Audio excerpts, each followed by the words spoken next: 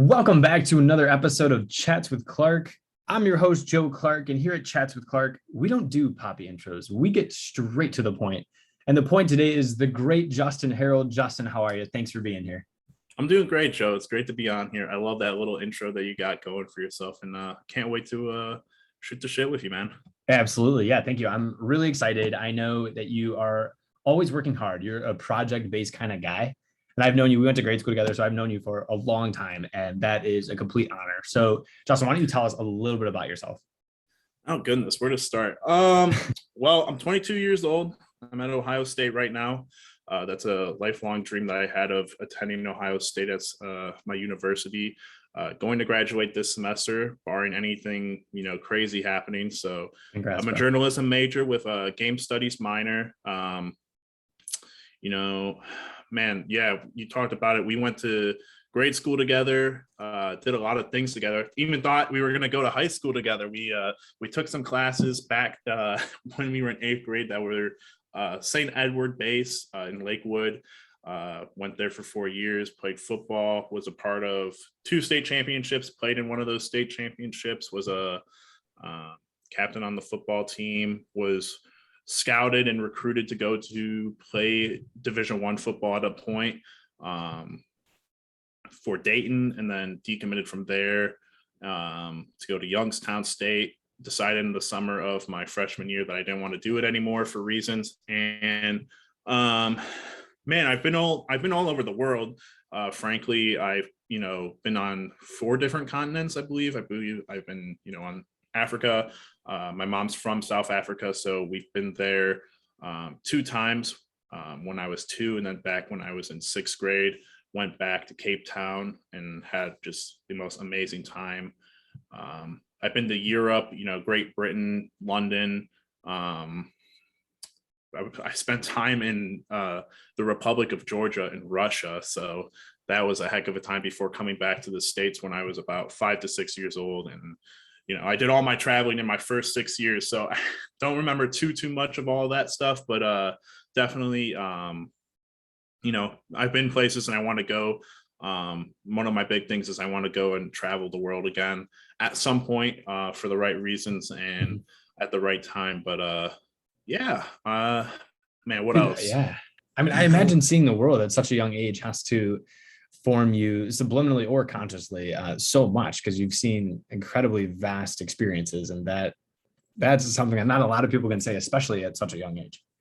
Yeah, it's really incredible when you think about it. The Republic of Georgia is probably like the one place I remember vividly. I went to school there, preschool or kindergarten or whatever it may have been, but that's a third world country, and to get perspective on that, like a lot of people, obviously there's a lot of politics that go into the world of the United States, and what's going on here currently, what's been going on in the past, and not so many great things here are what would be considered priceless in a third world country like that. And it just gives you a lot of perspective. Obviously, to take that away at such a young age, I think was something I can't really want to, and don't think it's necessary to kind of block away and not think about from time to time. So I obviously really, appreciate the life I've been able to live, and, being able to travel and see those things is a big part of it. Yeah, no, for sure. Do you think, because you're an empathic guy, but you're also a very hardworking guy, and do you think that maybe having those experiences again and seeing the world, and frankly, you have great parents too, who have definitely played their part too. Do you think all of that comes into why you work so diligently and why you're willing to, you've tried 1,000,001 things, like you just mentioned in your brief synopsis of yourself. Yeah, my parents are so fundamental in my idea of what hardworking is. Obviously, my dad took all those jobs overseas in order to, just kind of show me the, I guess, building blocks of what hard work really is, and just being able to, that's where it started, and that's where I got my my idea of it. And obviously, we traveled the world with him. He wouldn't have never met my mom if he didn't take those kind of jobs as a construction worker and an electrician. And so, met my mom that way. When we came back to the States, he went for a period of time to work in Detroit. And, my mom raised us by herself for a little bit, me and my brother, Danny. And, she obviously had to do her own, amount of hard work for raising two kids. And without the man of the house being there and everything, obviously him doing the work needed to be done. But, he's retired now. He's, taking a back seat. He's 63 years old. So it had to happen sooner or later. I'm glad that it happened sooner, but he still finds ways to stay busy. Mom's, now she's taking the reins in terms of hard work, and she started her own small business, pet care business called Fairy Tale Shack. And man, has she been so just like impressive with everything she's done for that company, for her company. She's, built it from just walking dogs every day to, getting her license in pet therapy, pet psychology, and pet nutrition. She's now moving on to, she bought a second company to merge into her own. And now she's moving on to she's bought a location where she's going to try to, institute her business and try to get a better, I don't know what the real word for it would be, but just like her version of the best ideal Fairy Tale Shack. So my parents are, super fundamental in my definition of what hardworking is. Dude, yeah, those are great stories to begin with. And how awesome that you got to witness it and be a part of it and reap the benefits and feel the struggles. I'm sure at times when your parents were beyond stressed, when your dad was physically belabored and absolutely tired, I'm sure. And of course, now your mom too, going through very similar, but yet different experiences there.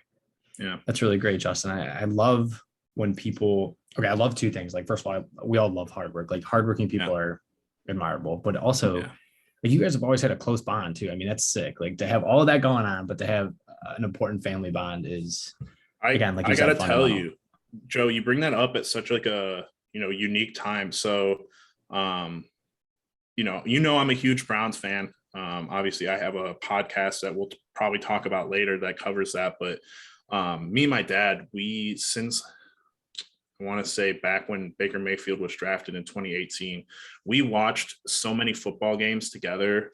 It's almost impossible for me, and it was almost impossible for me to go back and name a game that we haven't watched since the drafting of Baker Mayfield together. And so this past weekend, this past week, I was not this past week, the week before, I was terribly sick, and I had gone home the weekend before. My dad got sick, and leading into this game against the Bengals, we were both like, hey, we probably should both just, stay where we are, watch the game from home. He's back in Strongsville. I'm here in Columbus. And man, what a fun game that was. It was just so phenomenal. Yeah. It was the first real fun game for the Browns this year. And we get to the halftime, and before halftime ever hits, in my mind, I'm going, this is the most fun game that is happening this year. And me and my dad aren't together. And it's just like a crazy thought that I had that I didn't like voice out into the world outside of my head. And I get a text from my dad, and he's just like, I'm so upset that this is the first, we should be at the bar in Columbus that we go to, that we frequent when I'm here in Columbus, that we watch football games at. And he's like, we should be together. And it's like, Dad, I can't remember the last time we haven't watched a football game together. And the only time that it happened was back in 2019, the first Odell season. We're playing the Miami Dolphins. I take my mom to that game because the Dolphins are a horrible team, so I'm expecting a blowout. It was a blowout. Third quarter, it's like 40 to like 10 or something, and that's the only game me and my dad didn't go to for really good reasons. But yeah, I just have such a super strong bond with my parents in unique ways. I'm an animal lover. I love dogs. My mom's an animal lover, obviously.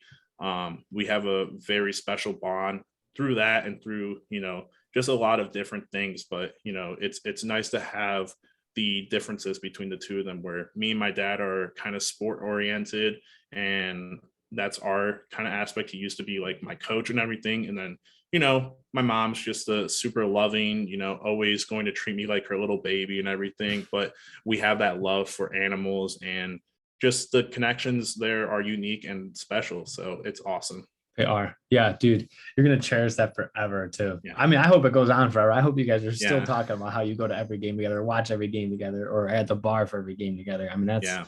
that's what it's about. And as long as there are animals on this earth, Lord knows your mom and you are gonna be loving them. So Yeah. that is Absolutely. great. Oh, bro, I'm happy for you. Thank And you. just to tangent a little bit too here, you had mentioned that you are studying journalism and also focusing on games, basically game studies. So Mhm. how do you hope to A, connect the two, and B, what drives you to do both of those things? So video game studies is it's really hard to define because it's not a definite minor at other schools, but really for me, journalism is an avenue into what I want to get into, which is video game journalism. And so, man, I don't even know where to start because video game journalism, like you and I chatted a little bit before this started, is it's a growing industry, and it's one that's starting to get a lot more respect and a lot more nuance too. And so for me, oh man, video games, it's weird because they're movie critics, they're food critics. You had Cal Reynolds on here, who a good friend of mine, a former St. Edward brother, and so um, he's a food critic. He's a foodie. He does his own cooking and everything, and so there's a lot of different things that are respected and took time to kind of get that respect. And so for me, video game journalism is, I believe, inching closer to that kind of reality, that it's going to be taken more seriously as a medium than what it has been in the past. So it's something that it's going to take a lot of hard work and effort to get into and to really carve my own role into. But I look forward to doing that, and I look forward to the challenges that it's going to bring for me. Yeah, no, for sure. It's definitely a field that's growing too, surprisingly. Like somehow it's growing. Yeah. I think of just off the top of my head, like VR and the fact that our phones are rather immersive. I mean, you can get lost in a game on your phone for hours, and those are rather recent as opposed to PlayStation 1 and the 2 and the 3 and the 4 that are all Yeah. for lack of a better way of putting it, follow the same kind of same way of being. With the journalism piece of it, do you think that there's, well, I'm sure that there is, but so what are some of like the tactics that you are learning that can be implemented from the journalism side into what you're doing, or how does it differ from, say, like you said, food or movie critics? Like how does it differ? I would say coverage.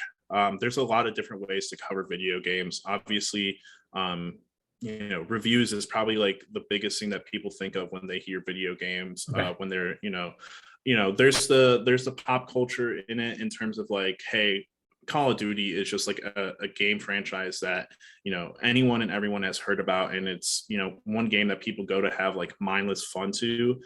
So it's not really a game that you would consider reading a review about, because no matter what the reviews say about it, the majority, the masses, are going to probably just go out and buy Call of Duty and play it for the sake of just having mindless fun. Sure. The coverage in video games though is getting so diverse though, because there's a lot of nuance to it. It takes a lot of the it takes a lot of different mediums and puts it all together into one. um, you know Music, art styles, graphic designs, stories. There's a lot of things like movies, and you get stories in video games, like you get stories in movies and such, and sometimes they're way more fleshed out than movies are. And obviously, there's a lot to take into those kind of ideas, and the time that goes into those things are just incredibly detailed and Yeah. incredibly noteworthy, that I feel should be and are being talked about a lot more. We haven't even talked about how esports has been a huge and upcoming thing that I I had to cover esports for a semester here.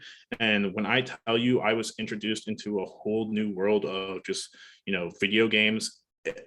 These games that I covered, Overwatch, for Ohio State, was like a game I had played, and a game that, I wasn't like competitive in it or anything. I just played it to have fun and such. Hmm. But man, when you talk to people who play esports and who do esports as a real sport, and I think that's one of the biggest like parts of it, is like it's starting to get that traction as like an actual sport. Colleges are starting to invest way more into their esports. We have a whole arena for esports now, and it's crazy. And That is. teams are all over the world, and the games just continue to be made for it. Halo is one of those games that I love. Halo, and if I could be competitive in that way again, I definitely want to be like an esports Halo player, but I definitely don't have the skills for that. But yeah, video game journalism, video game journalism, it's unique. It has a lot of different ways of being covered. And I'm trying not to rant too much. There's the formal way of doing reviews, and the big companies like IGN, Game Informer, GameSpot, Screen Rant, they all cover it in a very formal way. Then you have kind of your more informal companies like Kind of Funny, Rooster Teeth, and YouTube channels where people do kind of the same thing as game reviews and gameplay journals and such like that. And then even, now with TikTok, you have people who go on there and they voice their opinions on video games in whatever manner they may do because it's TikTok. But still, there's just a lot of different ways to go about covering video games. And I think that's what's kind of been drawn out in terms of comparing it to food critics and, movie critics. Yeah, that's cool. As the saying goes, right, there's many ways to skin a cat. So I suppose why would video game coverage be any different? When I think about like even like you just said, you're a big sports guy. Even people like, I don't know, people like announce different games. They all say different things, and the way that they say it is different, and the movements that they, everything about it is so different. Like, I think of Kevin Harlan compared to like, Craig Sager. I mean, these guys are all so different. Yeah. The people who do sports, commentary, Jim Donovan for the Browns has always been one of my favorite commentators. But, when you're talking about video games and making plays, like for Joe, probably for someone like you who probably doesn't follow too much esports, I don't even follow esports too much. But, when I did, and the times that I do occasionally, getting animated for video game plays, it's a different feeling compared to a Nick Chubb like 70-yard run, but it still has that same emotion. It still has that same kick to it that kind of gets your adrenaline going a little bit. And it's unique. It really truly is unique, and something that I think will start to be a little bit more prevalent in our media. Yeah, bro, I'm gonna have to go check that out, because like that's what I need to experience that to kind of grasp it a little better, I think, because that's a great distinction that you're making, and I am not informed with it at all. Another thing too, Justin, I was kind of thinking about. So in the beginning, there had to be a point, because obviously you played video games far longer than you knew that you wanted to go into video game writing and reviews and the journalism side of it. So when did that hit you? Like, when was it where you're like, you know what? Like, this is what I picture in my head. Like, one day you're playing video games and you're like, man, I would love to do this in some way for the rest of my life, or for a career, or at least for an extended period of time. Like, how did that thought process go? What influenced you, and where did it stem from? Man, it's crazy when I think back on it, because, we sent texts back and forth about like what we might cover. And I was really trying to figure it out. And I was like, oh yeah, I came to college and there were a couple of different majors that I wanted to do. And I eventually ended up on journalism. And I was thinking, oh, sports journalism. But to be honest with you, I actually really thought back to it. And my junior year of high school, St. Ed's has a kind of like a newsletter, a newspaper run by Mark Urban, who used to be one of my AP English teachers. And so one day I go in there and I attend a meeting, and I asked Mr. Urban, hey, could I do like a video game article or something? And he's like, yeah, sure. And so Halo 4 is coming out. I'm like, can I do Halo 4? Can I, like, I don't know, write something about Halo 4? I didn't call it a review or anything. I was just like, oh, Halo 4, I'll play it, whatever, and I guess give my opinions.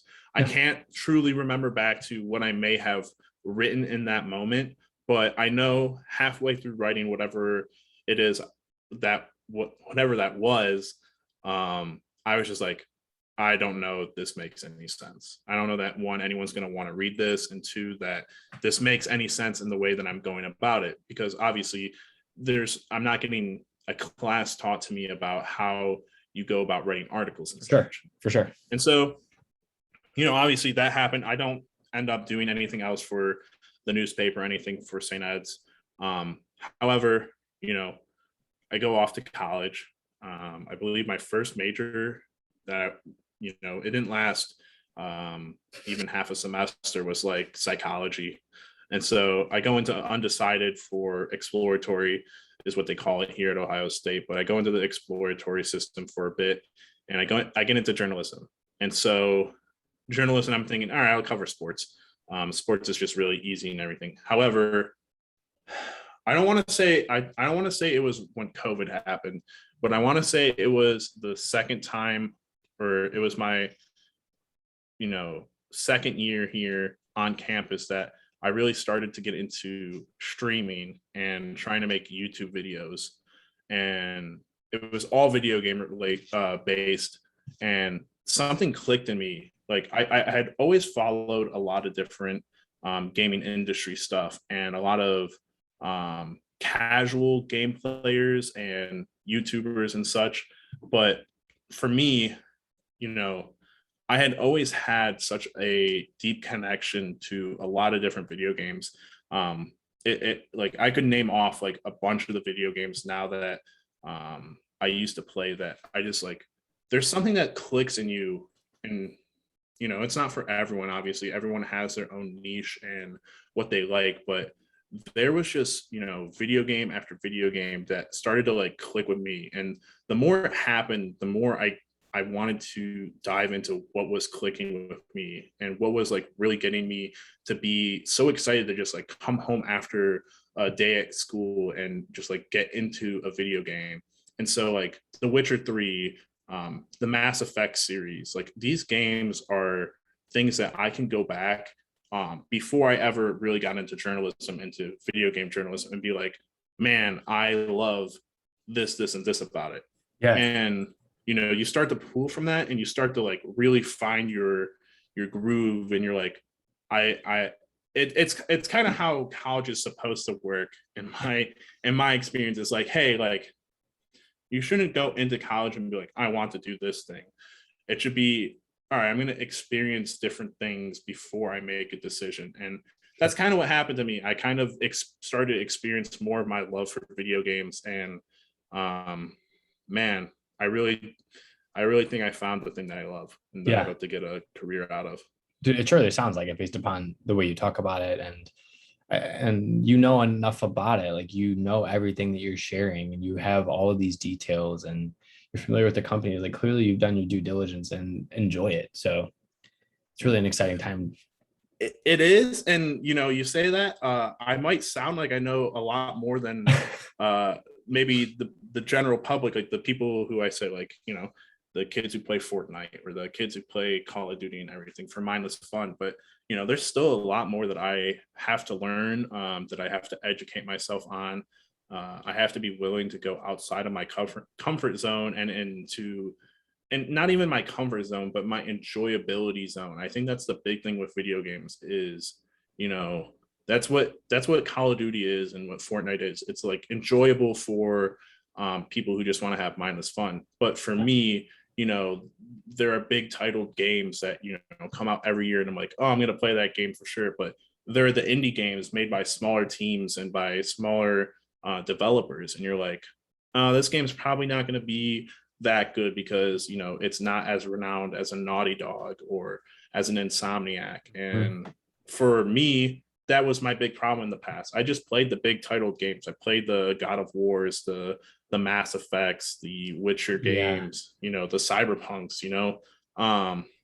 There were just a lot of times I was like, I'm not going to play these smaller games because why would I? And now, you know, years into streaming and doing video game coverage stuff, related stuff, I feel like I've diversified myself into, you know, learning a lot more about what goes into the building of these smaller games and the enjoyability that you get from them.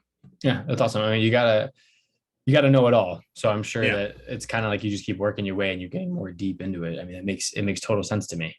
It's getting a deeper appreciation for it, I think, is the big thing. And, you know, being able to appreciate the work that I think about it and that's why like movies and critics in general, I think are a lot more, not where I want to end up, because it's not really like them taking into consideration the amount of time and effort put into those kind of projects and everything. I mean, a lot of people spend, every day working on these things. And even if it's not to your particular liking, or there's aspects of it that aren't up to the snuff of a, triple A studio that gets millions upon millions of dollars and hundreds of people to work on a game compared to smaller companies, Yeah, it's just people put a lot of effort and love and care and emotion into these things. And I don't want to like, I never want to,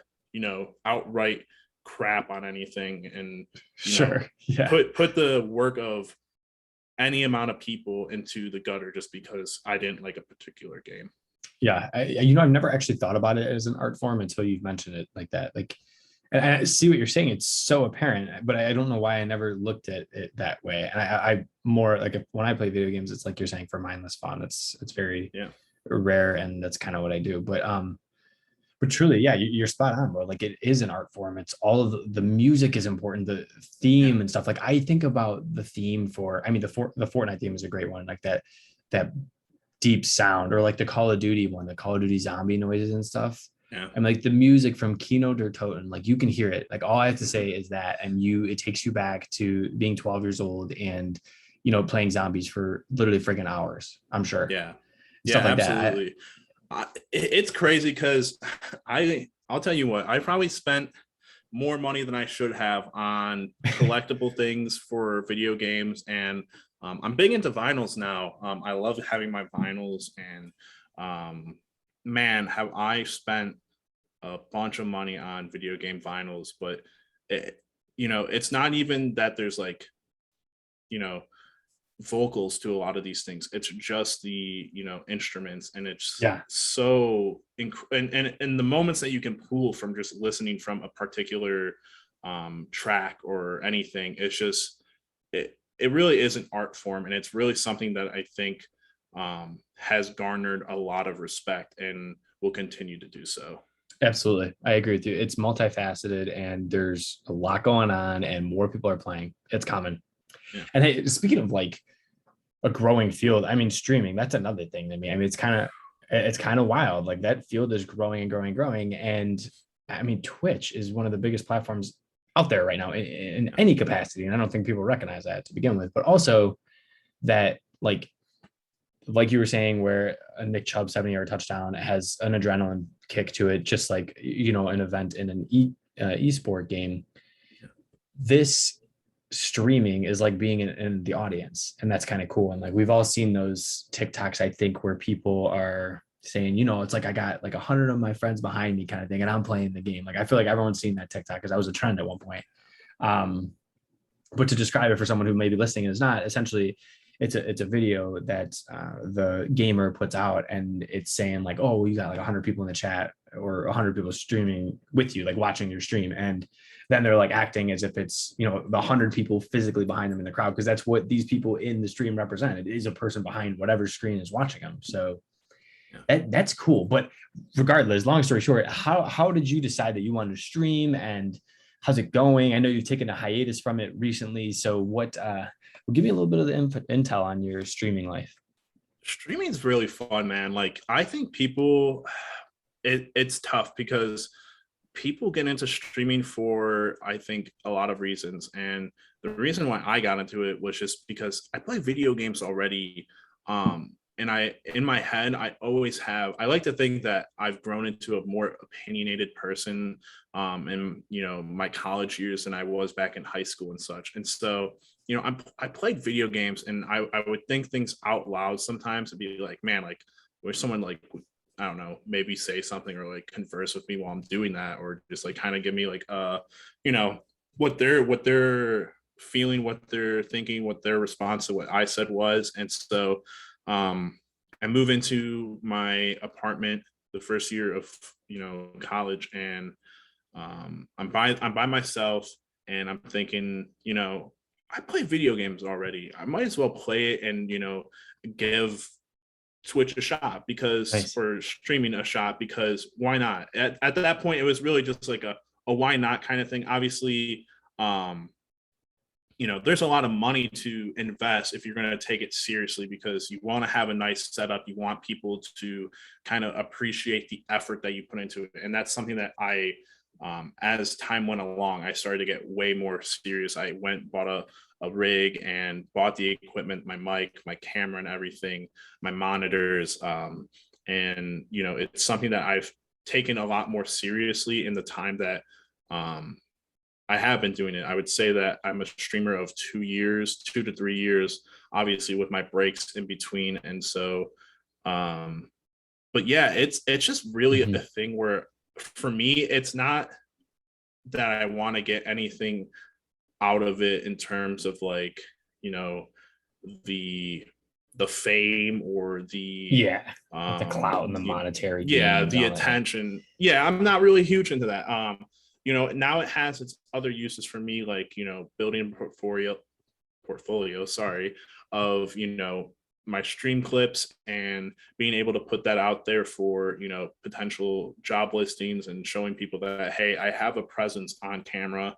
It's kind of what Yeah. YouTube is for also, but um, being able to talk. I had someone come into my chat one time. I was playing Skyrim, and you know, I'm pretty good about just always talking because you never know when someone's going to come into your Mhm. stream for whatever reason. If you're lucky, you might get three actual people in your chat at once when you first starting out. But if you get those people and you're not talking, and they're coming in, to watch the game, mainly they'll come to watch the game for whatever reason. They love the game.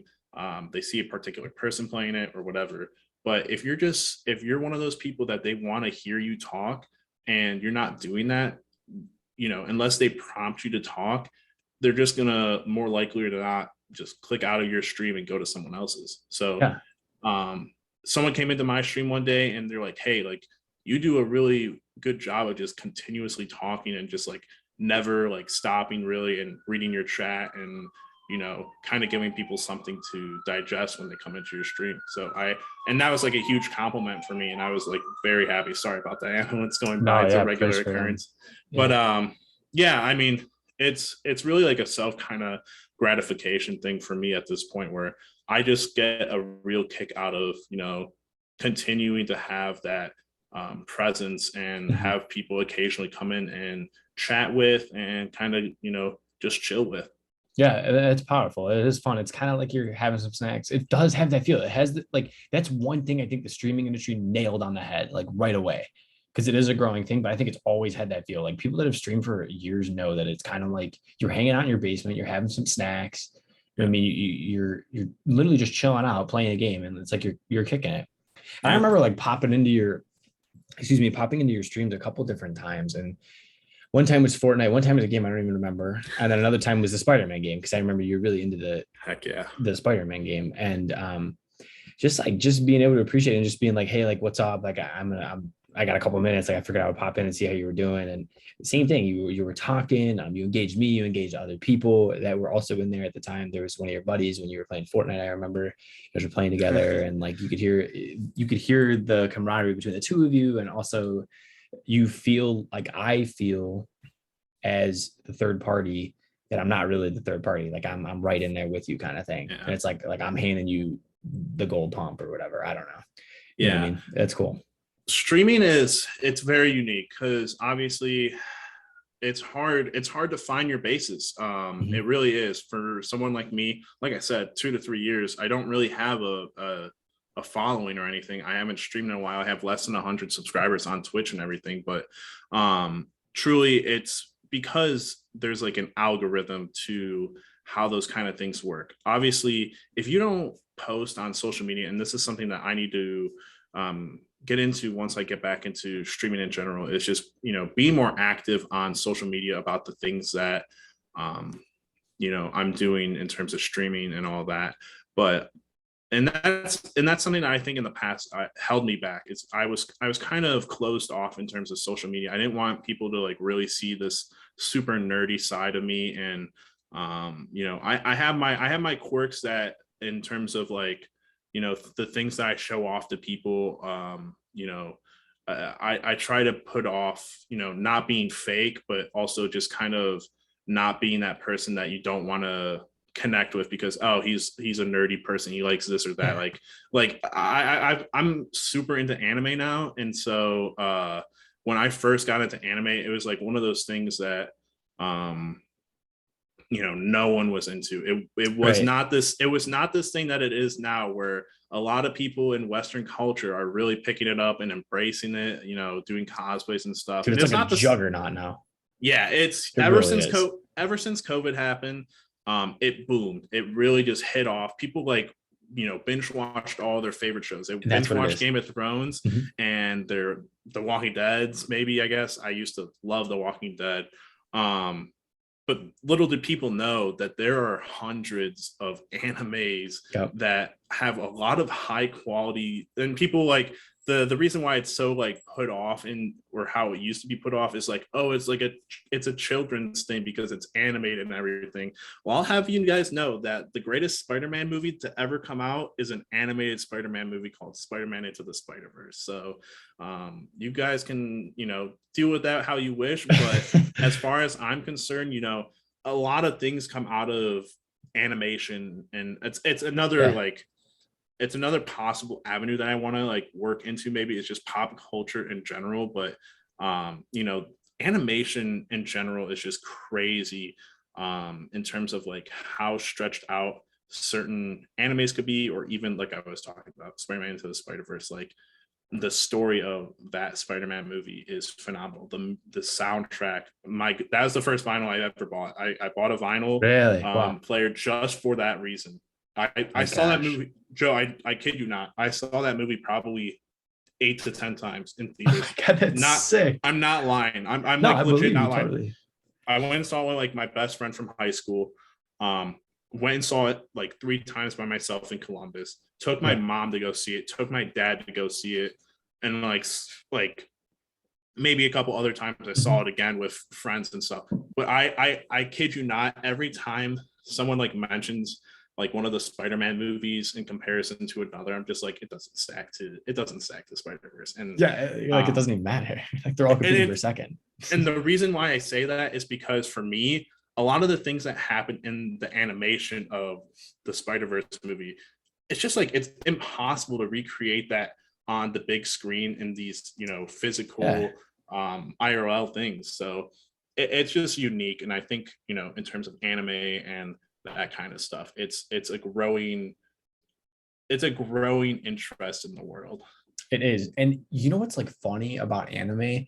I have friends that have been watching anime for years. So I'm, though not informed, I'm slightly informed. And Yeah. because of that, like, I don't think people realize there are anime shows that have been around for 20 years that have hundreds of episodes. So you, Yeah. like you mentioned, when you get a thing like COVID, everyone's at home and like you work from home and you have your lunch break, you friggin' fire up a show. Yeah. And next thing you know, you rip through them. Well, you know what you're not ripping through really quickly is 100 episodes of 20 seasons of an anime show. And Yeah. there's bounties of anime shows. Yeah. Well, that was one of the things too. And I hate to like bring this up as like the reason why I didn't want to like, you know, show like my like nerdy side when I was in high school and stuff. But when I was in grade school, or before I was ever in grade school, when I was in the Republic of Georgia, um, Dragon Ball Z and Dragon Ball were the first animes I ever watched. And obviously you can like count Pokemon into that too. But Dragon Ball and Dragon Ball Z were this like super different. Like when I watched it, I was like, man, I don't know what this is, but it's really freaking cool. Yeah. It's kind of like And Power you know, Rangers in a way. yeah, and I come back from the Republic of Georgia. We're in the United States now, and I don't know how old I was, but you know, I brought a couple of friends over that I, you know, hung out with and everything, and I played or I started playing like an episode of Dragon Ball in front of them, and they're like, "What is this? This is so lame, whatever, blah blah blah." And like it was like in that moment, it was like something that I can remember. It was like super embarrassing. Like my face got super red and everything. Mhm. And it was just like, man, like until until these past couple of years, it was just like always something that I was like, I'm never going to like let people know that I'm into this kind of thing, because it's like Yeah. almost it was like almost at a time like shunned upon, and like a thing that like if you told people, they thought you were either weird, a nerd, or like you, I Right. don't know, like something was up because you didn't like the normal stuff like The Walking Dead or it's the Game of Thrones or whatever. But Yeah. now like people are starting to understand like, oh, okay, this is like actually something that I like a lot more than I thought I would have. I mean, it all has stories up. I think you're right. I think it was always deemed kind of childish, like you're saying, because Just it's because of like the animated. And animation of it. yeah, because the content a lot of times in anime is like far more crude, or Yeah. I mean, like the jokes and the things that come along with an Yeah. anime episode are, Yeah. it's top notch. It is very quality Yeah. stuff. You're right. Yeah. It's It's funny because like you'll get your serious animes, and you'll get your like, you know, I guess like your fun animes, your slice of life animes, the different like um types of them, like the naming for them, the isekais, where like a person dies in the real world and they're transported into another. You get the, you know, the big one, Joe, I'm pretty sure that you probably heard of, like Attack on Titan. That is like the one that I think popped off and really got like the masses into anime, and I could be wrong, but sure. that show in itself, if you watch the first episode, if you're like a normal person, I guess a normal person, I don't know, I wouldn't consider myself a normal person, Who's but normal? you watch that first episode, it's a bunch of, it's, you know, like normal people, and then it's a bunch of tall giants, hence titans, that are naked, straight up, they're naked. Obviously they don't like have like genitalia or anything, but they're Mhm. naked and they're eating people, and it's blood everywhere and whatever, and you're like, what, like Like, what is happening? Yeah. what just happened, like what have I gotten myself into? But you're like, I want to watch more. Like I want to figure out what's going on. And it Yeah. kind of just like, it sucks you. It really does like suck you in into the Brilliant. like tricking you. Sometimes they'll trick you and they'll get you to watch the first 3 episodes and you're like, this is really good. And then you'll get through 4 seasons and you're like, I don't know that was, you know, worth it. I could have Yeah. spent my time on another one or whatever, but they really do kind of like suck you in. And it's something that I think is just like, and now at this point, I don't care. Like I've grown Yeah. into a person that like my persona is just like, I'm okay with whatever. Like you can know this about 100%. me, and it's not gonna matter. It's not gonna matter what you think. Yeah, no, congrats, bro. I'm happy you're there, because it's like it's a part of you, and who cares, and it's good, and it's not like it's bad. You know what I mean? Like if it's Yeah, a bad thing, sometimes we keep bad things to ourselves because that's something you want to work on in private. Like no, like you watching anime has nothing to do with anything good or bad. Like you just like it, so that's yeah. awesome. That's the thing though, Joe. Is like, and I know this is probably gonna take like a turn into like a super serious note, but like I No. used to be that person who like I used to have like an exterior shell to myself in high Mhm. school where like I barely let people into like who I really was, because you know I was playing to an extent like a role in the, you know, moment. And so, you know, I played high school football. I was a 2-year varsity starter. And you know, some days when I go home from school, I do my thing. I play my video games. I really get into my video games, whatever, watch my anime. Um, but people would never know that about me unless like,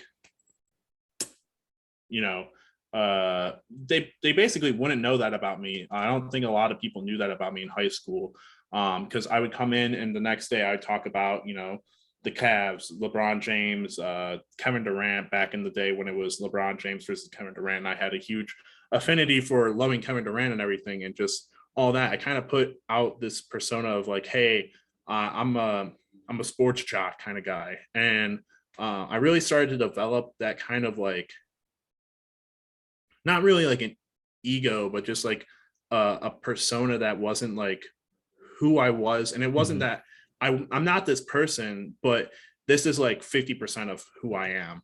And, you know, not showing off everything about myself was just like a means to keep myself like safe and protected and not really like get scrutinized for anything. And it's just something that you kind of like you have to develop with time, and you have to develop with, your personality.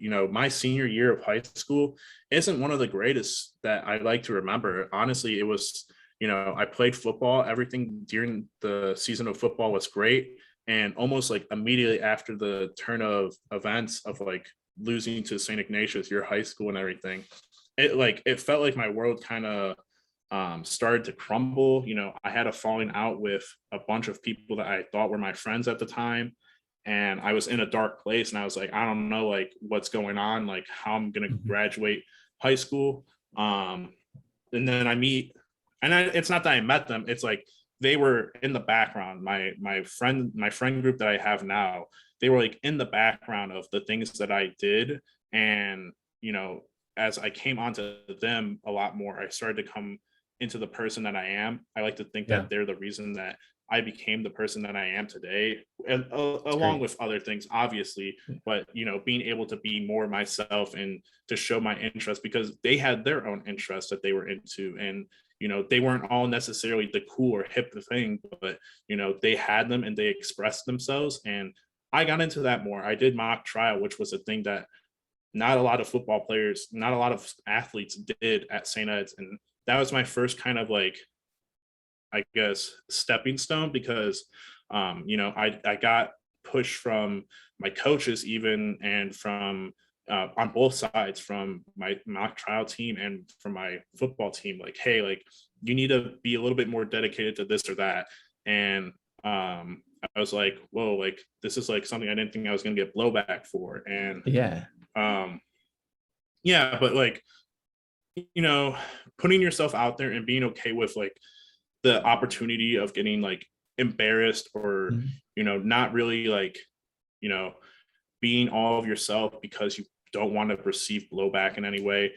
Obviously you can have your secrets, but I wouldn't say things that make you happy should be the things that you like keep secret, or you keep Sure. repressed from others. Because at the end of the day, like if they don't like it, it doesn't matter. It's not like it's going to change your enjoyment out of those things. It No. shouldn't change your enjoyment out of those things. No, not at all. And it's not, their opinion is no bearing on whether or not you're going to do it again. It's just like, oh, Right. okay, well, I guess it's funny because it just harms the relationship more than it harms, like you said, it's not going to harm whether or not you like the thing. Yeah, It literally absolutely. just harms the relationship. It's like, okay, or it could be a fun disagreement. I mean, who knows? Yeah, and that's the best thing. Like, it's funny because like I used to never be like in high school. I was not like huge into movies, or like having like debates about like movies or video games or this or that. And like the friend group that I have now is like, it's so funny to get into arguments with them about like movie stuff, particularly Marvel. I don't know what your thoughts are on Marvel movies and stuff, but I love them. I mean, yeah, some are I'm really good, and others I'm kind of like, what'd you guys do with this? But I guess that's right. everything. Right. And everyone's entitled to their opinions. And I like to think that I probably have the lesser side of the opinion of the new Spider-Man movies than the mass majority of people. I'm not a huge fan of the Tom Holland Spider-Man movies for reasons. And it's funny with this new upcoming No Way Home movie, because I love Spider-Man. I love Spider-Man content. Like you said, I played all the Spider-Man games, the Insomniac games that have come out. And when the Miles Morales Spider-Man game got announced, I like legit like had a visceral reaction where I was like, oh my God, like let's go.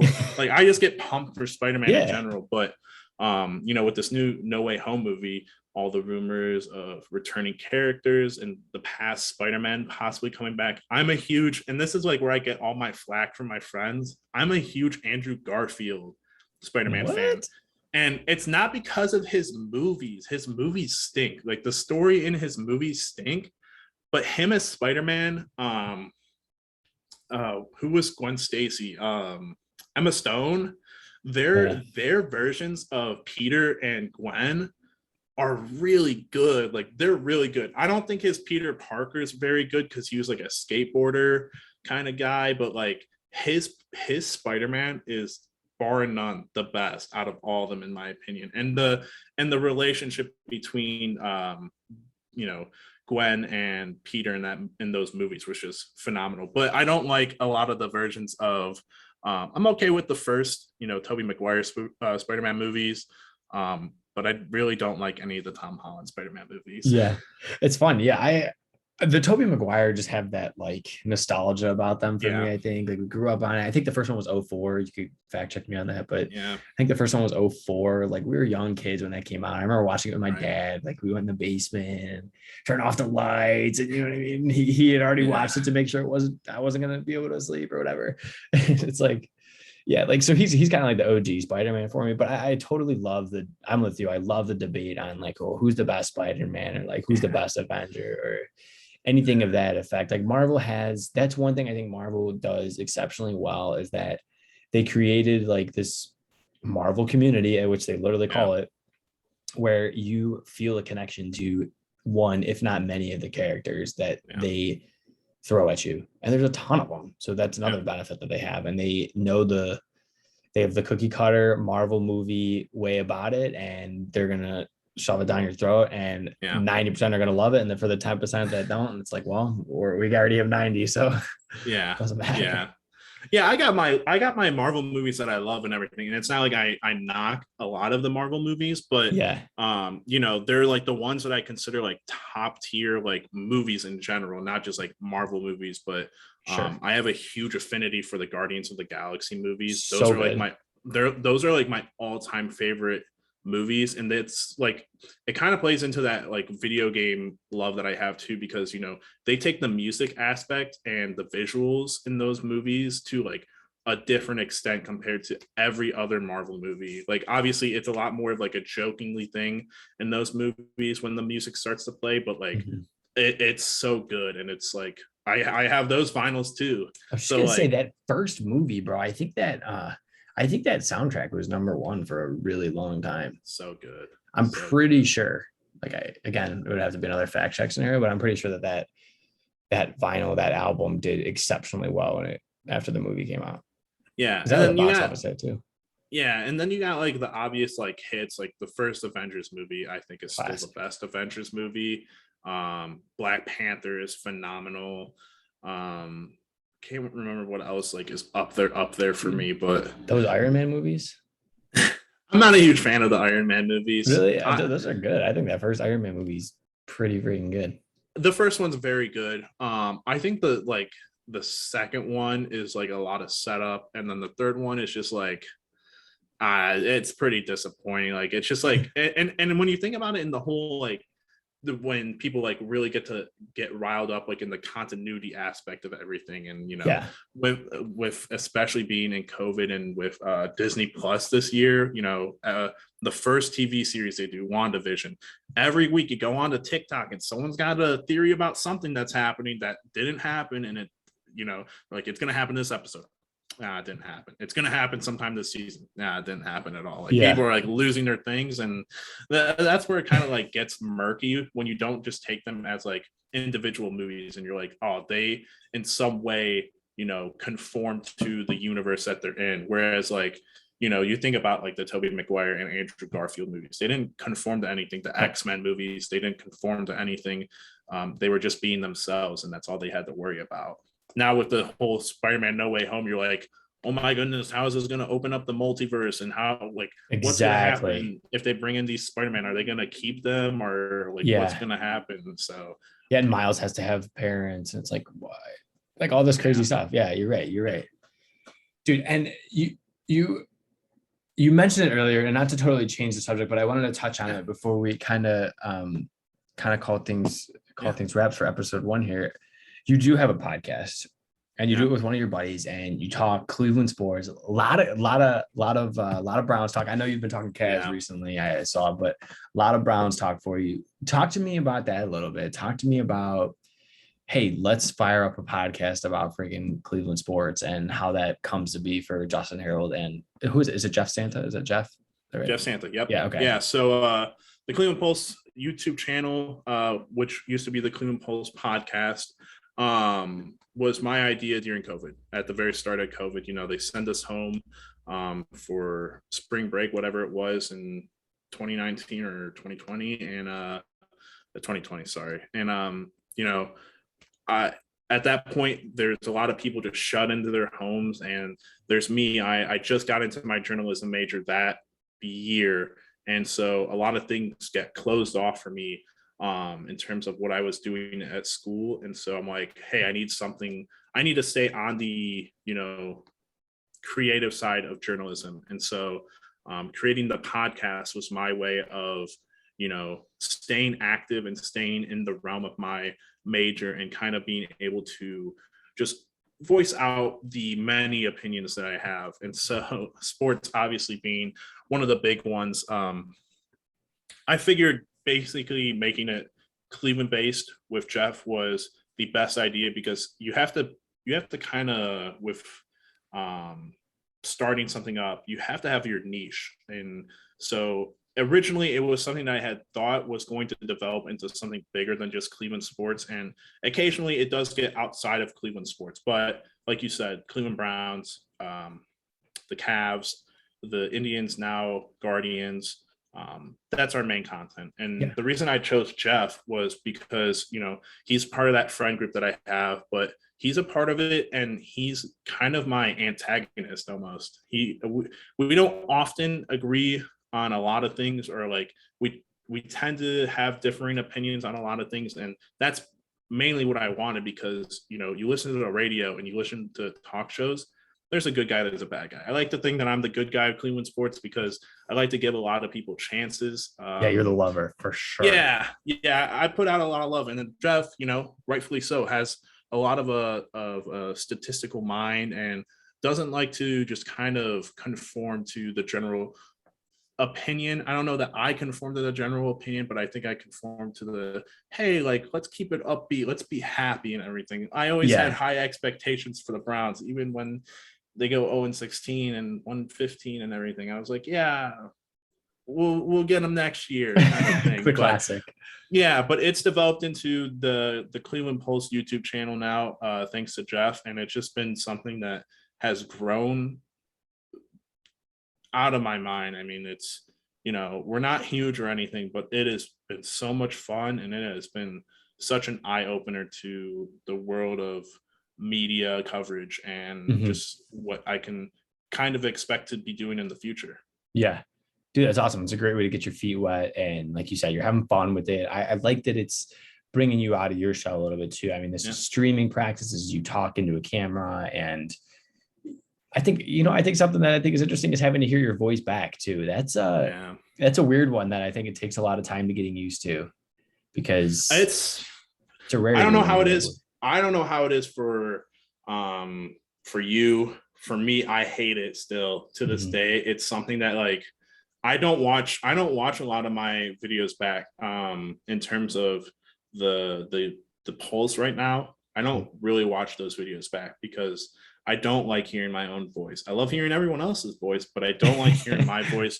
I don't know what it is in our brains that makes for that weird, like, is this really what I kind of sound like? Because I don't know that I like the sound of my own voice that much. And it's crazy to think, like, people who do like the sound of their voice typically don't, like, I don't think they record to themselves because they would realize that it's not as great sounding as they think. Right.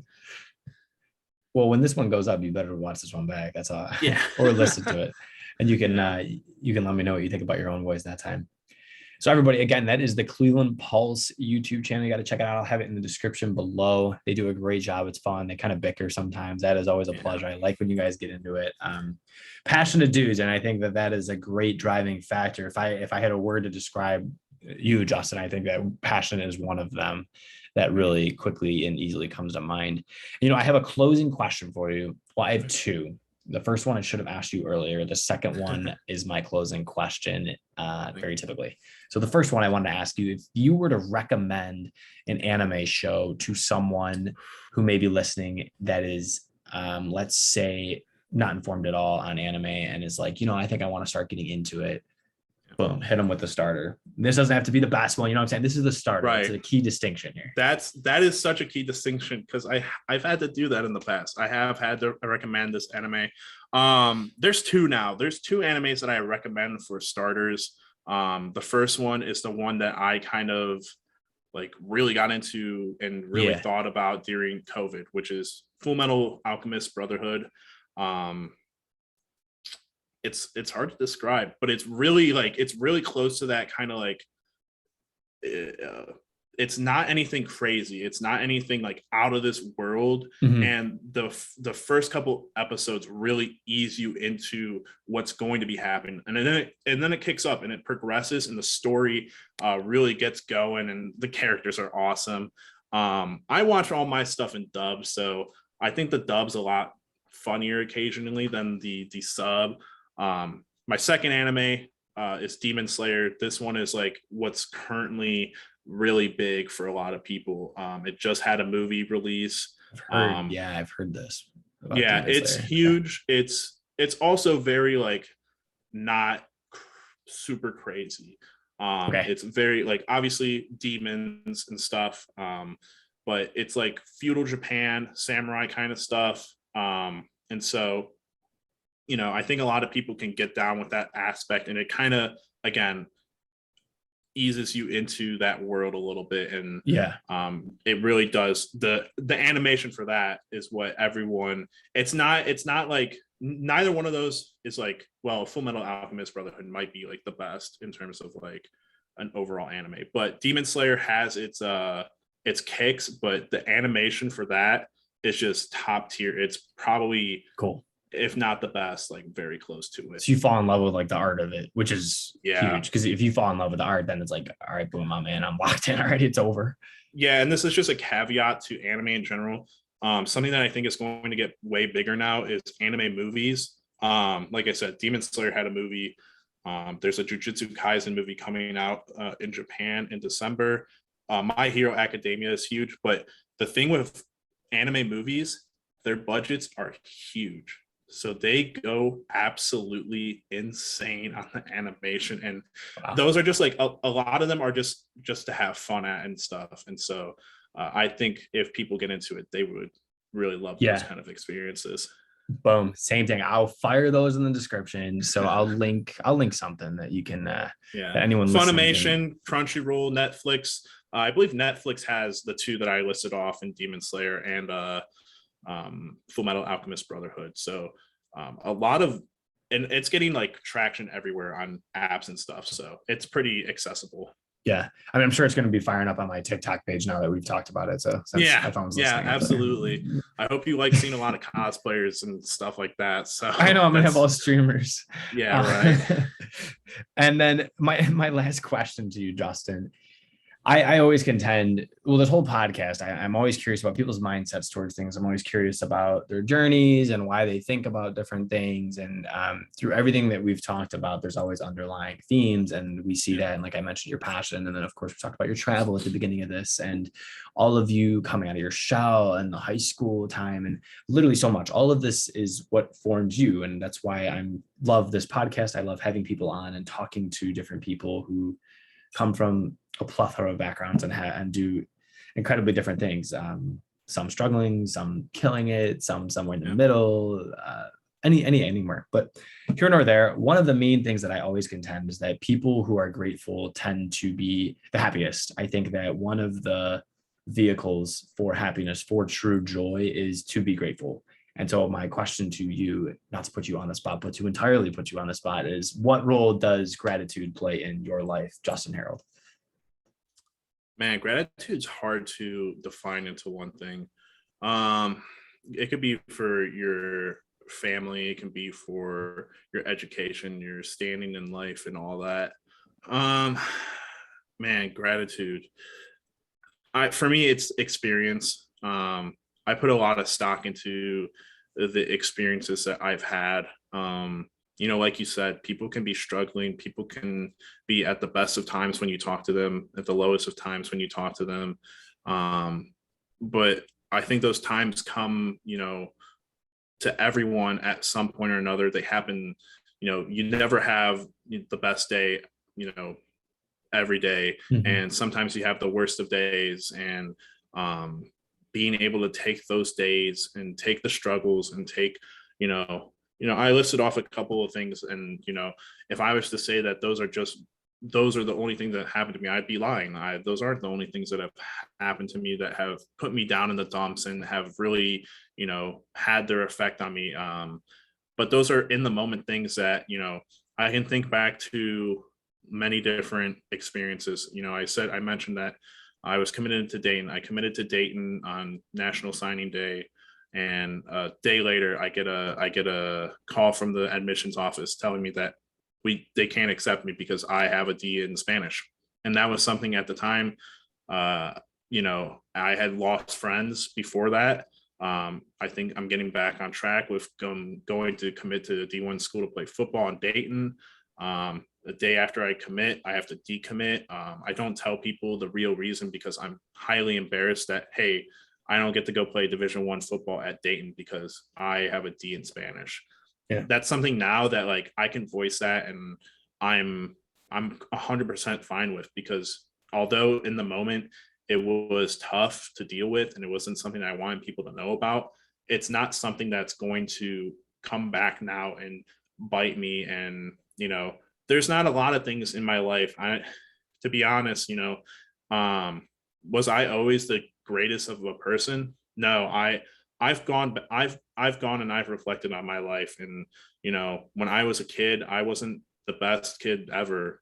I conformed to a lot of just like peer pressure and doing things that I look back on it and I regretted it in that moment, and I try to rectify it. I try to make sure that if I ever did anything wrong, that I went back and that I made people know that, hey, what I've done in the past is not like who I am now. It's not the person I've grown into and continued to be. I'm a different person.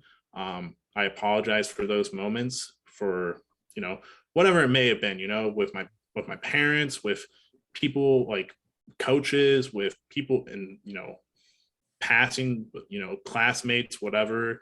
There are just occasions where you're not your best person, and things happen, and you feel down about it. And that's the thing about what I'm trying to get at with experience and gratitude. It's just like you'll have bad days, and you'll have things that you regret doing, mistakes, whatever it may be. There's not one thing that's going to ever really, unless you're that kind of person, you're some malicious person who, you do bad things on a regular basis and you're taking joy in them.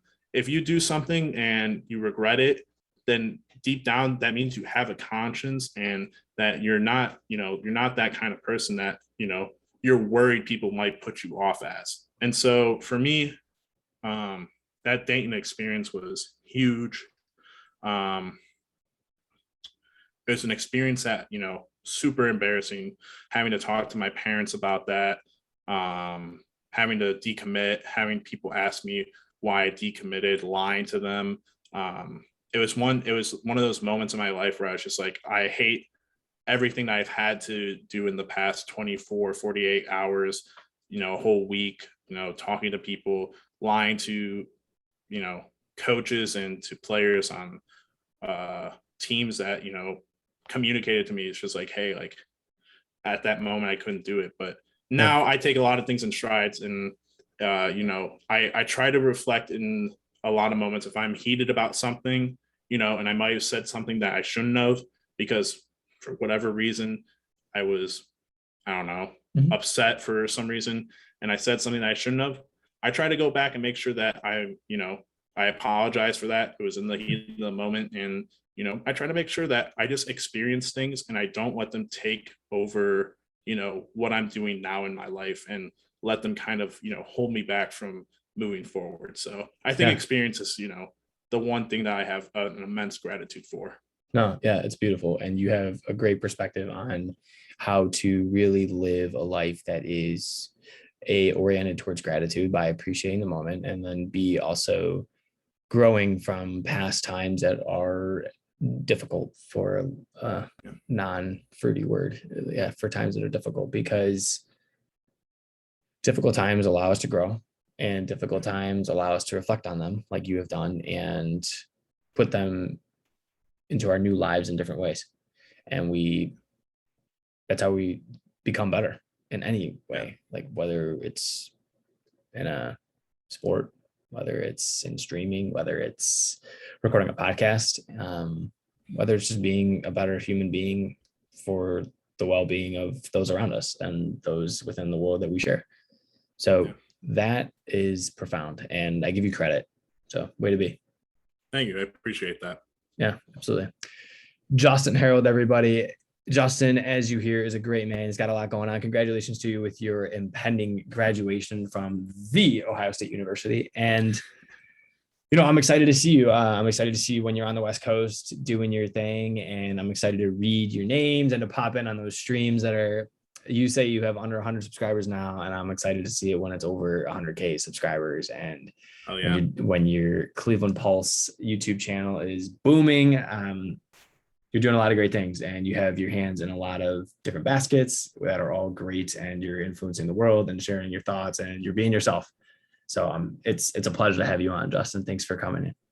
Thanks, John. Thank you for letting me have this open format and for talking to me. You know, I feel, you know, really good, obviously, about talking about some of these things. And it's just because you're very open, and it's some, you know, it's when you have that person to talk to that's understanding and just, I rambled probably a very long time. I'll be interested to see what the final timestamp on this will be. But, just being able to open up and really talk has been something that, I took great pleasure in doing this with you. And I know that you do it a lot with a lot of different people. So it's a great thing you got going on here. And I appreciate just being another one.